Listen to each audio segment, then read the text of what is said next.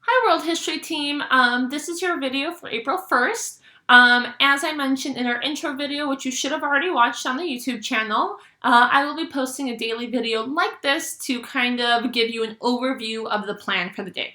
So a couple announcements before we get started. 1, be sure to submit your attendance.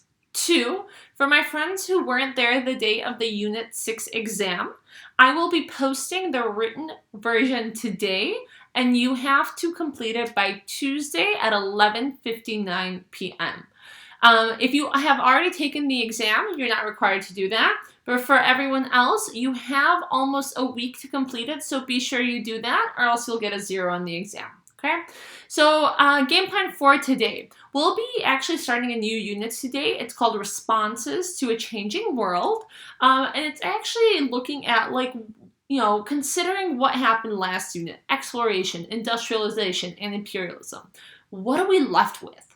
And what happens as a result? So we'll be looking at kind of how that era impacted the world.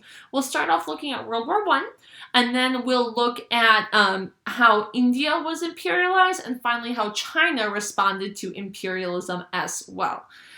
So game plan for today, we're going to start off with a little bit of a hook in order to get you guys to understand the effects of imperialism on the world, and then subsequently, you'll see the effects of those effects, which will be our first kind of subtopic in this unit, and that's World War I. So I will be reading a portion of a book for you from 1898. It's called ABCs for Baby Patriots, and that'll actually be in a separate video. On that separate video, I want you to comment your responses, your reactions, any questions you had, and connections to imperialism. I'll be sure to let you guys know that in the next video as well.